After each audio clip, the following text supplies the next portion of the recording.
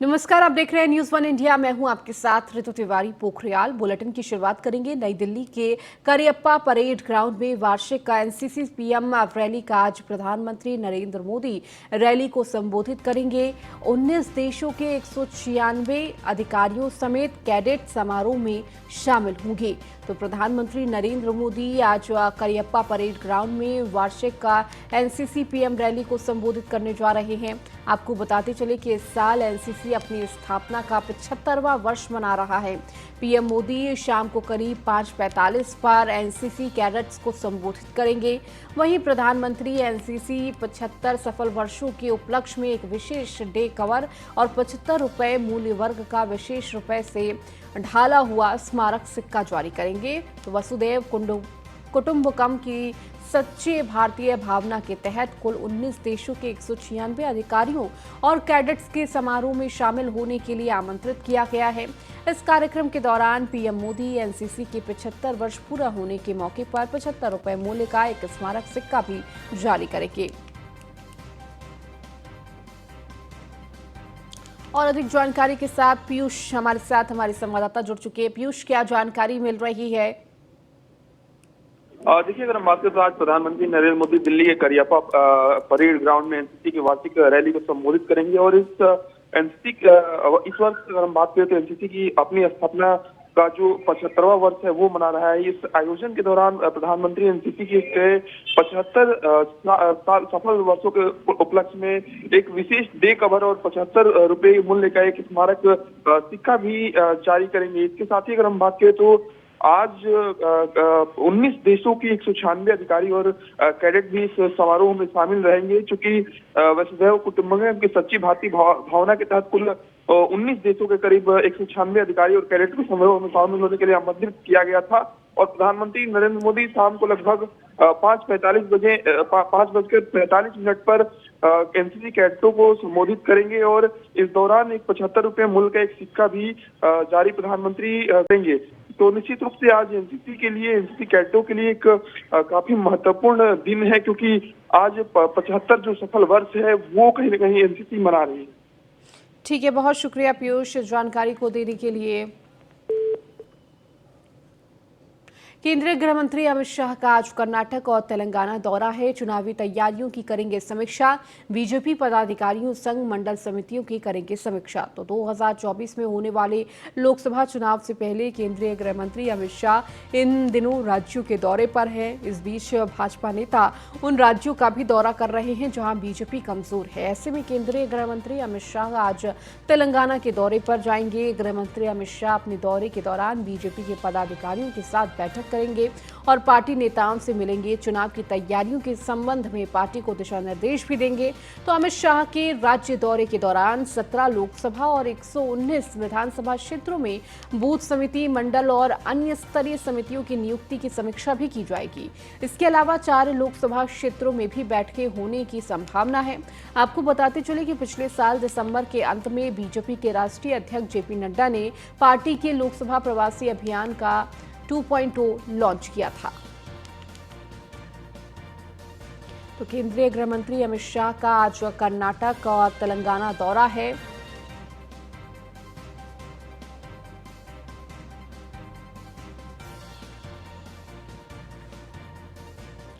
मुख्यमंत्री योगी आज कई बैठकों में लेंगे हिस्सा। आज सुबह 11 बजे 5 केडी पर होगी समीक्षा बैठक।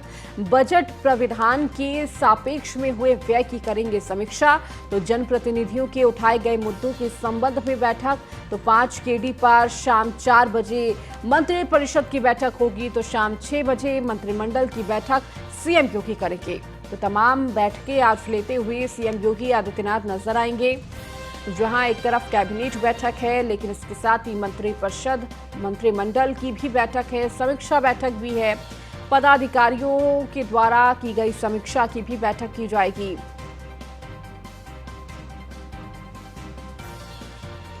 तो तमाम बैठकों में आज मुख्यमंत्री शामिल होंगे।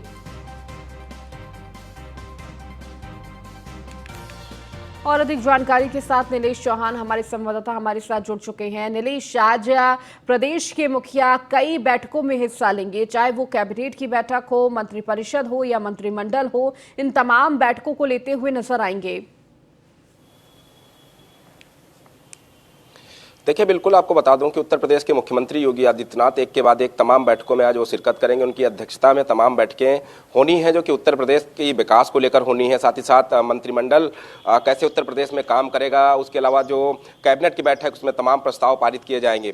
अगर हम सुबह 11 बजे की बैठक की बात करें जिसमें समीक्षा बैठक की जाएगी, जिसमें उत्तर प्रदेश सरकार की तरफ से जो योजनाएं उत्तर प्रदेश की जनता के लिए चलाई जा रही हैं, केंद्र सरकार की जो योजनाएं उत्तर प्रदेश के लिए चलाई जा रही हैं, वो धरातल पर कितना बेहतर तरीके से लागू की गई हैं।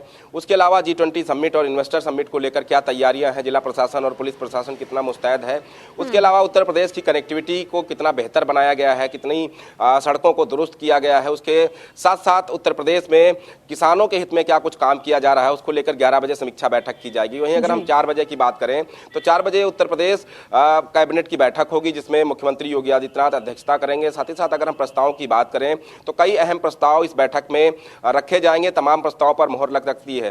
साफ तौर पे अगर देखा जाए तो सबसे पहला जो प्रस्ताव अभी तक निकल कर सामने आया है उसमें कहा जा रहा है कि उत्तर प्रदेश के जो माध्यमिक विद्यालय हैं उनकी व्यवस्थाओं को कैसे दुरुस्त किया जाए, कैसे माध्यमिक विद्यालयों की जो व्यवस्था है उसको सुदृढ़ की जाए ताकि उत्तर प्रदेश के जो छात्र हैं वो उत्तर प्रदेश में अपना आयाम स्थापित कर सकें। उसके अलावा किसानों के लिए गन्ना समर्थन मूल्य को लेकर भी इस कैबिनेट बैठक में प्रस्ताव आ सकता है। सीरा को लेकर प्रस्ताव आ सकता है। महिलाओं के लिए उत्तर प्रदेश के अंदर रोजगार स्थापित करने के लिए प्रस्ताव रखे जाएंगे। सूक्ष्म लघु मध्यम उद्योग को कैसे उत्तर प्रदेश में बढ़ावा दिया जाए, उनको लेकर प्रस्ताव रखे जाएंगे। तो तमाम महत्वपूर्ण प्रस्ताव आज की कैबिनेट बैठक में रखे जाएंगे जिस पर मुहर भी लग सकती है। उसके बाद अगर हम मंत्रिमंडल की बैठक की बात करें तो मंत्रिमंडल बैठक इसलिए बुलाई गई है क्योंकि उत्तर प्रदेश में 2 बड़े कार्यक्रम का आयोजन होना है जिसमें इन्वेस्टर समिट है, G20 समिट है जिसकी मेजबानी करने का मौका उत्तर प्रदेश को मिला है। और उत्तर प्रदेश को जब G20 का मेजबानी का मौका मिला है तो कहीं ना कहीं उत्तर प्रदेश की छवि देश और दुनिया में बेहतर तरीके से प्रस्तुत की जाए कि कैसे उत्तर प्रदेश उत्तम प्रदेश की ओर अग्रसर है, कैसे उत्तर प्रदेश ने विकास किया है, कानून व्यवस्था सुदृढ़ हुई है, उत्तर प्रदेश में निवेशक आ रहे हैं। तो उन तमाम चीज़ों को लेकर मंत्रिमंडल के साथ मुख्यमंत्री योगी आदित्यनाथ बैठक करेंगे। उसके अलावा मंत्रिपरिषद की बैठक है जिसमें वो मंत्रिपरिषद के जो सदस्य हैं उनके साथ बैठक करेंगे। उसके अलावा अधिकारियों के साथ भी उनकी एक महत्वपूर्ण बैठक होगी जिसमें वो ये चर्चा करेंगे कि उत्तर प्रदेश में जो बड़े आयोजन हैं उनकी तैयारियां कैसे हैं। उसके अलावा कल जो है राजधानी में क्रिकेट मैच का भी आयोजन है जो कि भारत बनाम न्यूजीलैंड को लेकर खेला जाएगा। उसमें कोई खामियां ना हो उसको लेकर भी चर्चा हो सकती है। तो तमाम महत्वपूर्ण पहलुओं को लेकर मुख्यमंत्री योगी आदित्यनाथ एक के बाद एक कई बैठकों में शामिल होंगे। उसके अलावा अगर हम बात करें G20 और इन्वेस्टर समिट प्रमुखता के साथ जो है सभी बैठकों में इसका मुद्दा उठाया जाएगा कि उत्तर प्रदेश को इसकी मेजबानी का मौका मिला है और वो मेजबानी देश और दुनिया में एक आयाम का स्थापित करे। उत्तर प्रदेश देश और दुनिया के लिए एक उदाहरण बन के रहे। तो ऐसे में इन्वेस्टर समिट को लेकर कहीं पर कोई चूक ना हो, G20 को लेकर कोई चूक ना हो, सभी व्यवस्थाओं को समय पर दुरुस्त कर लिया जाए। उन तमाम महत्वपूर्ण पहलुओं को लेकर एक के बाद एक तमाम बैठकों का दौर आज चलेगा और सभी लगभग बैठकें जो हैं मुख्यमंत्री आवास 5 कालीदास पर ही संपन्न होंगी और सभी बैठकों में तमाम मंत्री विधायकों को शामिल किया जाएगा। ठीक है, बहुत शुक्रिया नीलेश इस जानकारी को देने के लिए। और अब खबर देवरिया से है जहां पर डिप्टी सीएम केशव प्रसाद मौर्य का दौरा आज है। दोपहर 12 बजे पुलिस लाइन में उतरेगा केशव का हेलीकॉप्टर। राज्य मंत्री विजय लक्ष्मी गौतम के घर जाएंगे डिप्टी सीएम और इस दौरान विकास परियोजनाओं की समीक्षा भी करते हुए उप मुख्यमंत्री नजर आएंगे। तो देवरिया के दौरे पर उप मुख्यमंत्री केशव प्रसाद मौर्य हैं और इस दौरान कई सारे कार्यों की समीक्षा लेते हुए, पदाधिकारियों से जानकारी लेते हुए और विकास कार्यों का अवलोकन करते हुए उप मुख्यमंत्री नजर आएंगे। तो देवरिया पहुंचेंगे डिप्टी सीएम केशव प्रसाद मौर्य। आज उनका देवरिया का दौरा रहने वाला है। 12 बजे के करीब पुलिस लाइन में उनका हेलीकॉप्टर उतरेगा और जिसके बाद वो राज्य मंत्री विजय लक्ष्मी गौतम के घर जाएंगे और इसके साथ ही साथ देखिए पदाधिकारियों के साथ भी संवाद कर सकते हैं, विकास परियोजनाओं की समीक्षा करते हुए नजर आएंगे।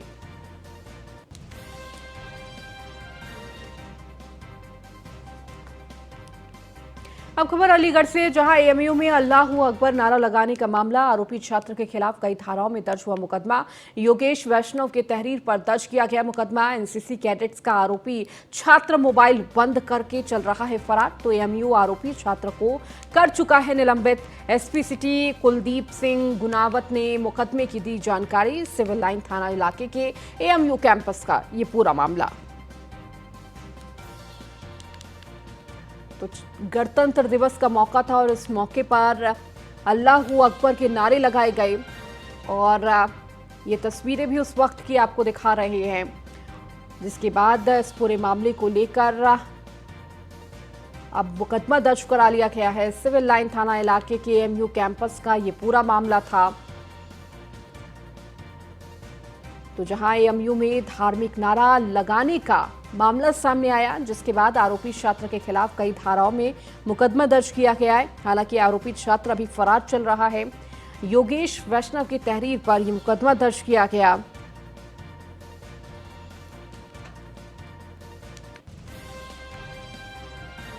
भारतीय रेल मंत्रालय यात्रियों की सुविधाओं को लेकर गंभीर दिखाई देता है। रेल मंत्रालय का इन दिनों आगरा रेल डिवीजन में विकास कार्यों और यात्री सुविधाओं पर विशेष ध्यान दिया जा रहा है। आगरा डिवीजन में हेरिटेज पार्क और कोच रेस्टोरेंट बनाने के प्लान तैयार किए गए हैं। उत्तर प्रदेश का पहला हेरिटेज पार्क और कोच रेस्टोरेंट होगा। ताजनगरी आने वाले यात्रियों के साथ शहरवासी भी रेस्टोरेंट का लाभ ले सकेंगे। आम आदमी बेशक 5 सितारा होटल में खान पान का लुत्फ ना उठा पाए हों, लेकिन रेलवे के इस heritage park and coach restaurant में निश्चित तौर पर लजीज व्यंजनों का लाभ ले पाएंगे। रेल मंत्रालय की तरफ से ईदगाह स्थित श्री राम चौक पर बनाए जा रहे हेरिटेज पार्क और कोच रेस्टोरेंट को 5 वर्षों की लीज के लिए हिल्टन ग्रुप को दिया गया है।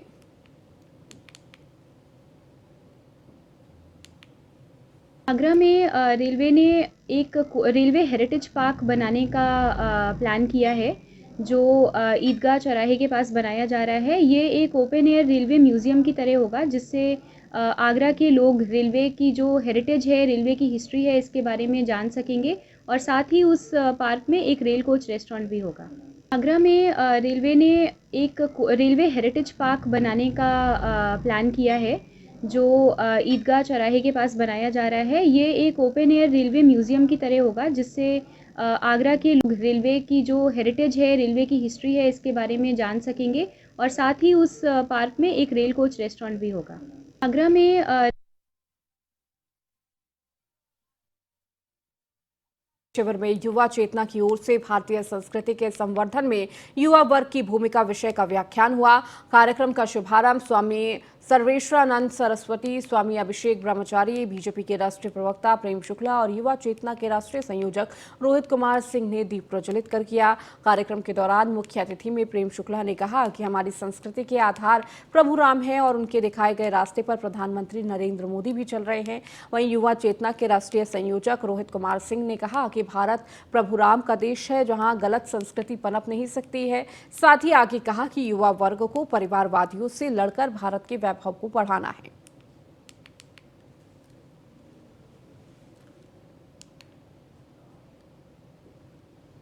चलिए इस बीच रुकेंगे एक छोटे से ब्रेक के लिए, जल्द हाजिर होंगे।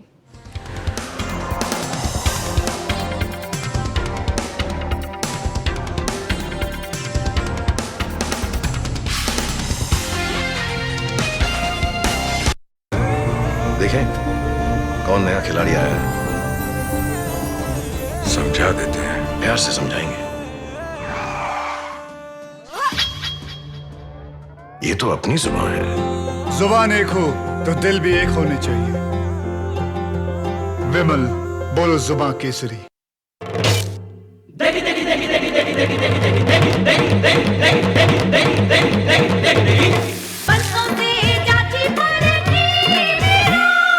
MDH की देगी मिर्च, देगी मिर्च का तड़का, अंग अंग फड़का। MDH की देगी मिर्च। डैडी को पसंद क्लासिकल गाना और बेटा यमला पगला दीवाना। दोनों के अलग है रंग, पर दोनों का एक अनोखा स्वाद। कमला पसंद, अनोखा स्वाद।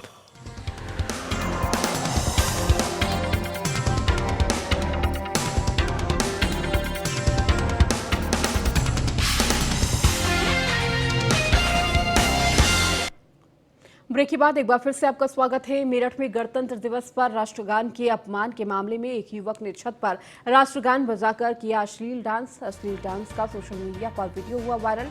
वीडियो वायरल होने के बाद हिंदू समाज सेवियों ने जताया विरोध। 26 जनवरी को राष्ट्रगान पर अश्लील नृत्य करने का आरोप। थाने में प्रदर्शन के बाद अदनान नाम का युवक गिरफ्तार। रेलवे रोड थाना क्षेत्र के ईदगाह का बताया जा रहा है मामला।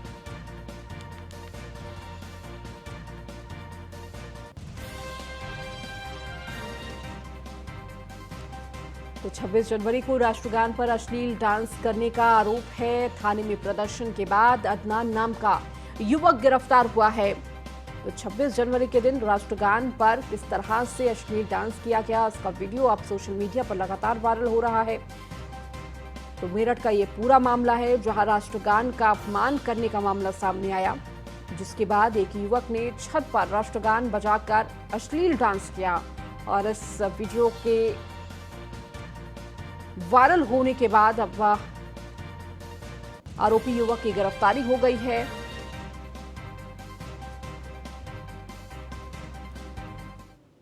के अंदर कुछ विधर्मियों ने राष्ट्रगान का मतलब एक अपमान किया है कि राष्ट्रगान सीधे खड़े हो गाया जाता है, उसके अंदर नाच करके छत के ऊपर और इतना ज़्यादा जो है वो करा जा रहा है।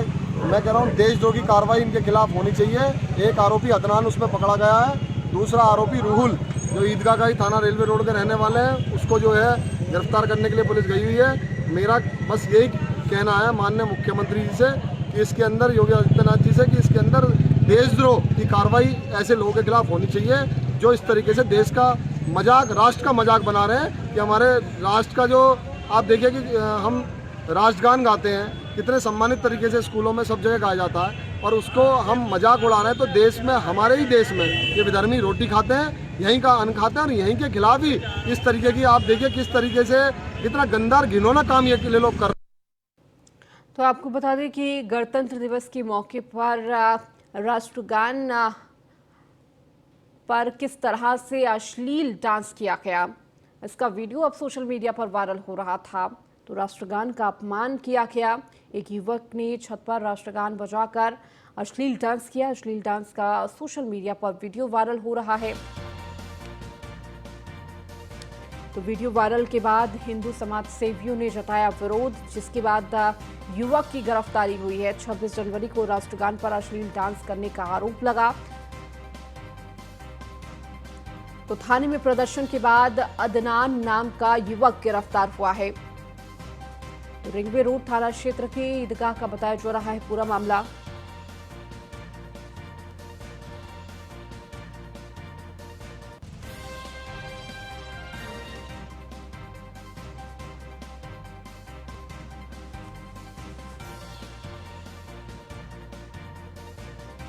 तो मेरठ का ये पूरा मामला है जहां पर अश्लील डांस का सोशल मीडिया पर वीडियो वायरल हो रहा है। किस तरह से राष्ट्रगान का मजाक बनाया गया, अपमान किया गया, राष्ट्रगान पर अश्लील डांस करने का आरोप लगा।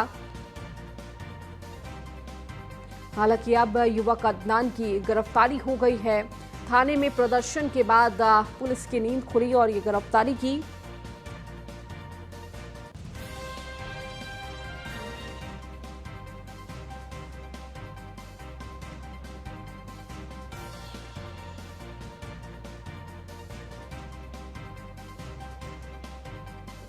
और अधिक जानकारी के साथ अतुल शर्मा हमारे संवाददाता हमारे साथ जुड़ चुके हैं। अतुल, मेरठ से ये पूरा मामला सामने आया जहां पर राष्ट्रगान का अपमान किया गया और किस तरह से ये अश्लील डांस देखने को मिला है। हालांकि बाद में पुलिस की नींद खुली और उस पर गिरफ्तारी भी हुई है। देखिए, मेरठ के थाना रेलवे रोड का मामला है जहां पर एक युवक का राष्ट्रगान पर अश्लील नृत्य सामने आया है, जिसका वीडियो सोशल मीडिया पर वायरल होने के बाद मेरठ पुलिस ने युवक की पहचान करते हुए उसको हिरासत में लिया, पूछताछ की गई है और उसको जेल भेजने की प्रक्रिया कर रही है। लगातार देखा जाए जिस तरह से एक जो रील बनाने का ट्रेंड चला है, उस पर युवक हो या युवती हो वो ये भी नहीं देख पा रहे हैं कि राष्ट्रगान पर किस तरह से उसका सम्मान किया जाता है। राष्ट्रगान को लेकर के देशभक्ति का कितना बड़ा पर्व था, उसको लेकर के गणतंत्र दिवस पर जिस तरह से ये वीडियो वायरल होता है, उसके बाद में हिंदू संगठन के लोगों में, कार्यकर्ताओं में काफी वो कुछ प्रदर्शन करते हैं, उसके बाद में पुलिस इसकी गिरफ्तारी करती है। फिलहाल पुलिस ने गिरफ्तारी की है, आगे वैधानिक कार्रवाई कर रही है। लगातार देखा जाए स्टंटबाजी की हो या फिर रील बनाने को लेकर हो, लगातार इस तरह से युवाओं का वीडियो वायरल हो रहा है, उसके बाद में पुलिस ने कार्रवाई की है। ठीक है, बहुत शुक्रिया मेरठ अतुल इस जानकारी को देने के लिए।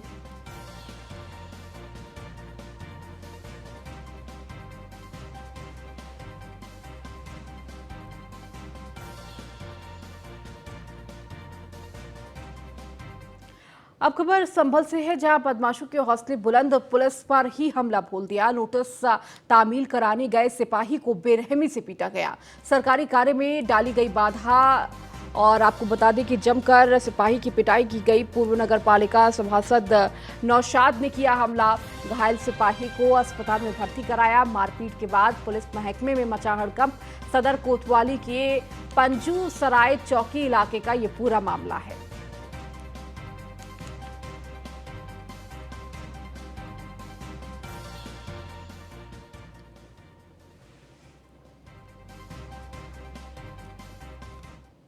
अब खबर बुलंदशहर से है, जहां पर महिला बीडीसी हत्याकांड का पुलिस ने 12 घंटे में ही सनसनीखेज खुलासा कर दिया। इस दौरान एसएसपी श्लोक कुमार से न्यूज़ 1 इंडिया की टीम ने खास बातचीत की है, वो आपको सुनाते हैं। बुलंदशहर में एक सनसनीखेज हत्याकांड देखने को मिला है, जहां पर एक महिला बीडीसी की हत्या उसी के सगे भतीजे ने सर में वार कर दी है। इस पर ज़्यादा जानकारी के लिए हमारे साथ बुलंदशहर के एसएसपी श्लोक कुमार सिंह हैं, उनसे समझेंगे। सर, ये एक चुनौती के रूप में बुलंदशहर पुलिस के साथ ये घटना हुई थी। सर, पुलिस ने कितने समय में इस घटना का खुलासा कर दिया है और किस तरीके से इस हत्याकांड को अंजाम दिया गया था? आज सुबह 6 बजे थाना अगौता में ये जानकारी मिली थी कि एक महिला जो कि अगौता ब्लॉक की बीडीसी सदस्य हैं, उनकी डेड बॉडी उनके घर पे मिली है।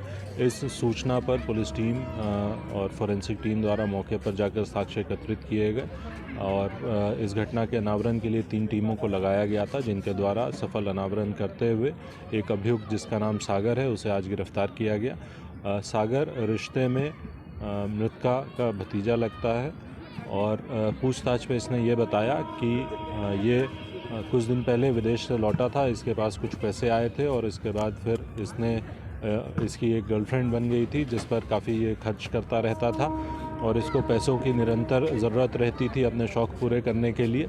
उसी पैसों की आवश्यकता को देखते हुए इसे कल जब ये मालूम चला कि इसके ताऊजी घर पे नहीं है, एक शादी समारोह में गए हुए और इसकी ताई घर में अकेली है, तो ये छत के रास्ते अपनी ताई के कमरे में गया और उसके बाद उन पर वार करके हथौड़े से उनकी हत्या कर दी और उनके पहने हुए गहने वहाँ से चुरा ले गया। इसकी निशानदेही पर जो गहने इसने चुराए थे वो बरामद कर लिए गए। इसके ब्लड स्टेन्ड क्लोथ्स बरामद कर लिए गए हैं और वेपन ऑफ ऑफेंस वो बरामद कर लिया गया है। पूछताछ पे इसने ये बताया कि इसकी प्लानिंग ये थी कि जो गहने हैं उसको बेच करके ये फिर लद्दाख जाना चाहता था और इस घटना का अनावरण हमारी टीम द्वारा कुल 10 घंटे के अंदर कर लिया गया, जिसके लिए इस टीम को मेरे द्वारा पुरस्कृत किया जाए। बुलंदशहर पुलिस के एसएसपी श्लोक कुमार सिंह ने साफ तौर पर बताया कि जो हत्यारोपी है वो गहने बेच करके अपनी गर्लफ्रेंड के जो सब सपने थे उनको साकार करना चाहता था। बुलंदशहर से न्यूज़ 1 इंडिया के लिए परवेंद्र लोधी।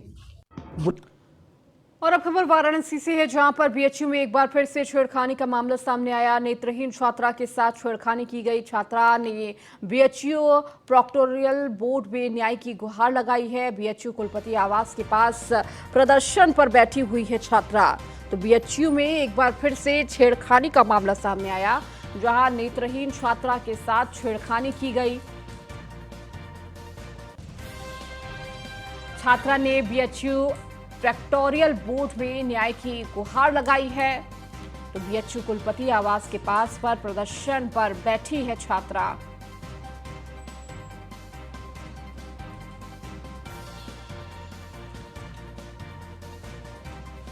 तो नेत्रहीन छात्रा के साथ ये छेड़खानी का मामला सामने आया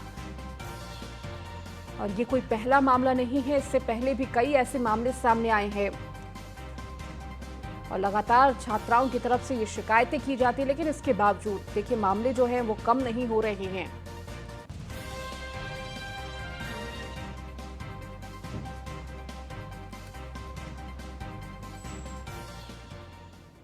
रायबरेली से एक बार फिर रिश्तों को कलंकित कर देने वाला मामला सामने आया, जहां शराब के नशे में घर पहुंचे पति ने मामूली विवाद पर पत्नी पर कुल्हाड़ी से ताबड़तोड़ वार कर दिया और मौके से फरार हो गया। वही घटना के बाद आसपास लोग जो हैं वो घायल महिला को इलाज के लिए जिला अस्पताल ले गए, लेकिन तब तक महिला ने दम तोड़ दिया था।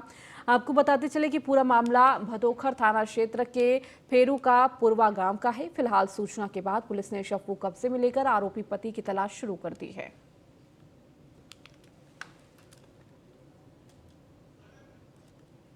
अनीता 22 साल की एक लड़की को लेके आए थे उसके मायके के पक्ष के, और वो उसको यहाँ अमृत अवस्था में लाए थे। बता रहे थे कि उसके पति ने शायद मारा है। कहाँ से आई? ये थाना भदोकर और फेरू का पुरवा गांव, थाना भदोकर। अनीता। चलिए, इस बुलेटिन में फिलहाल इतना ही। बने रहिए न्यूज़ 1 इंडिया के